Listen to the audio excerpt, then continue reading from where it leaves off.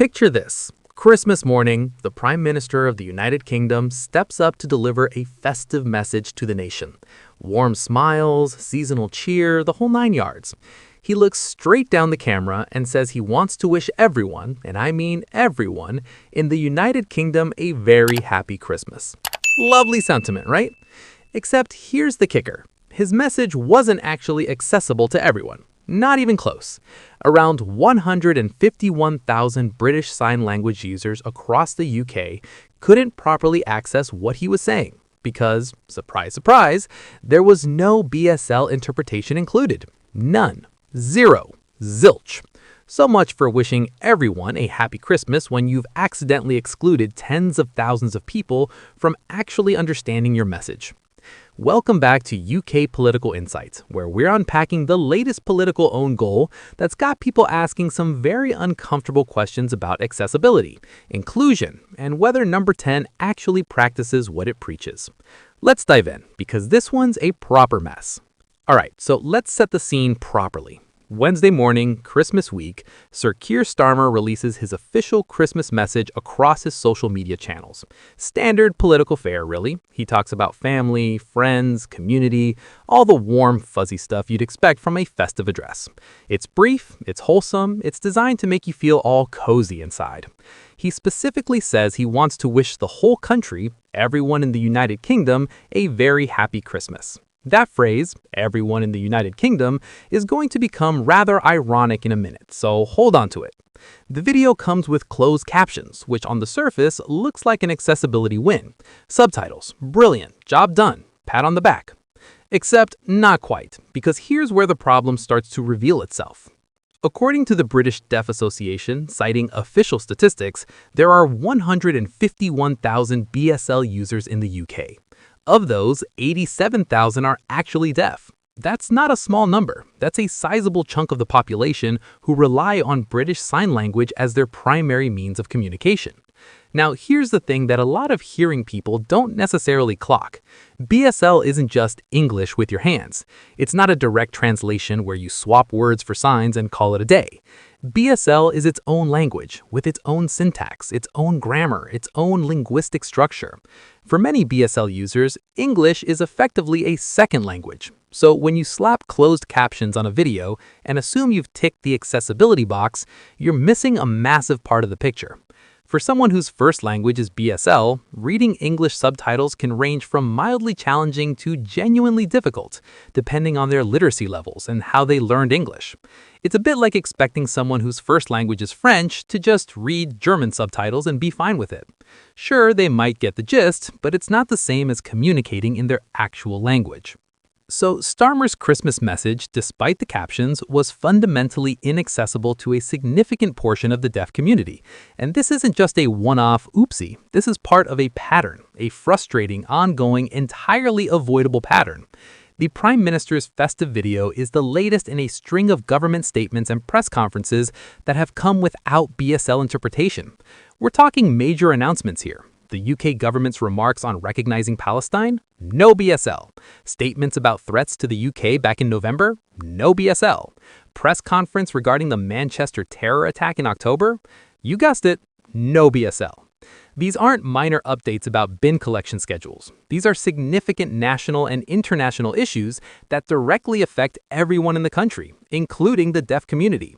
Yet time and time again, the government has failed to provide BSL interpretation, effectively locking out tens of thousands of people from accessing vital information in their own language. Now, when journalists like Liam O'Dell, who's done excellent work holding the government accountable on this issue, approached Downing Street for comments, the response was telling. A Number 10 spokesperson confirmed there is not a BSL version of the Prime Minister's Christmas message. They added that they've issued the transcript to outlets and print media in line with previous years. In line with previous years. That phrase is doing a lot of heavy lifting there, because what it's essentially saying is we've always done it this way, so why change?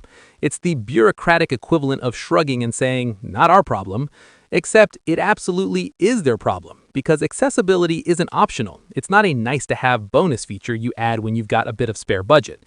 It's a fundamental requirement if you're serious about inclusive communication. Here's where it gets even more frustrating. Number 10 has repeatedly insisted, and I'm quoting here, that it is committed to ensuring communications are as accessible as possible. They've pointed to the government's 5-year plans to improve the promotion and facilitation of BSL, which they published back in July. Grand plans, lofty goals, all very encouraging on paper.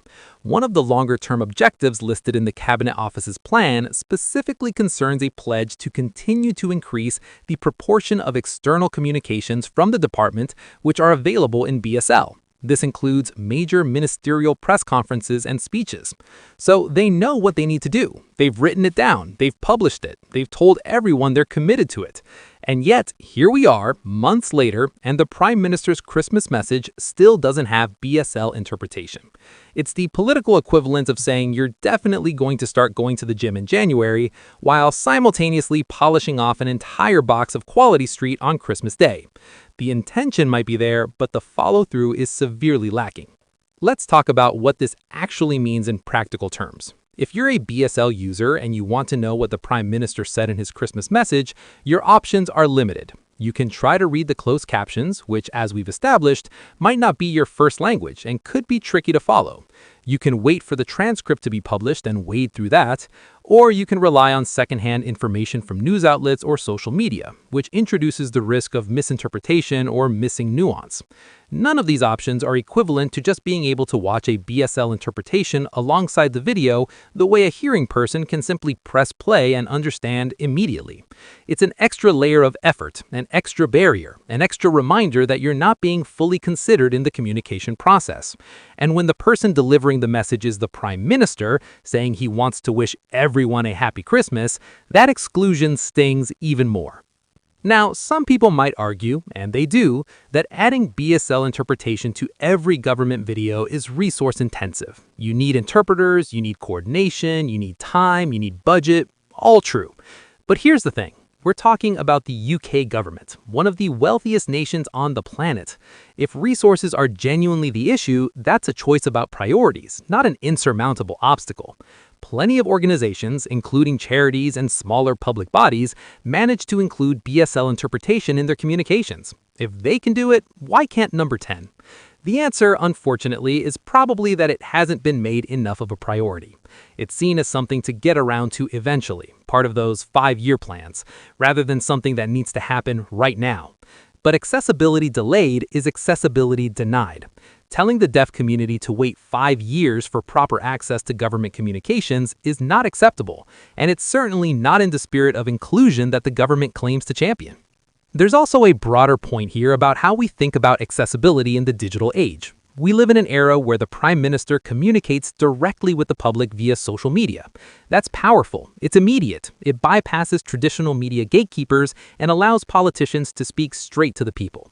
But with that power comes responsibility. If you're using social media as a primary communication tool, you need to make sure everyone can access what you're saying. The technology exists. BSL interpretation can be embedded in videos. It can be provided as a separate signed version. It can be made available in multiple ways to suit different needs and preferences. The fact that it's not happening consistently suggests it's not being taken seriously enough at the highest levels of government. Let's zoom out for a second and consider what this says about the current administration's approach to disability rights more broadly. Labor came into government with promises of a fairer, more inclusive society. They've talked a big game about breaking down barriers and ensuring everyone has a voice.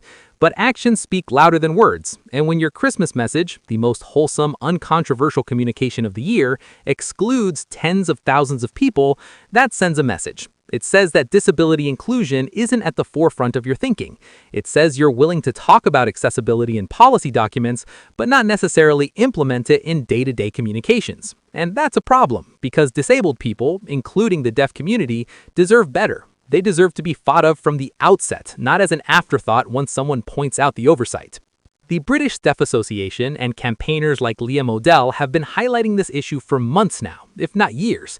They've been incredibly patient, pointing out each instance where BSL has been missing, each time the government has fallen short, and credit to them, because without their advocacy, this would probably continue to fly under the radar.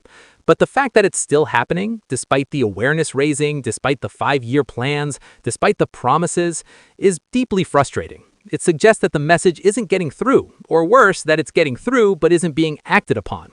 Now, let's be fair for a moment. This isn't unique to Keir Starmer or the current Labour government. Previous administrations have been guilty of the same failures. Accessibility in government communications has been patchy at best across multiple governments and political parties. But that doesn't excuse it. Just because it's always been a problem doesn't mean it should continue to be one. If anything, each new government has an opportunity to do better, to learn from past mistakes, and to set a higher standard. Unfortunately, on this front at least, we're not seeing that improvement. There's also an interesting angle here about political optics. Politicians are usually hyper-aware of how they're perceived. Every word, every gesture, every photo op is carefully managed to project the right image. So it's genuinely baffling that no one in Number 10's communications team flagged the potential PR nightmare of releasing a Christmas message that's inaccessible to the deaf community. Did no one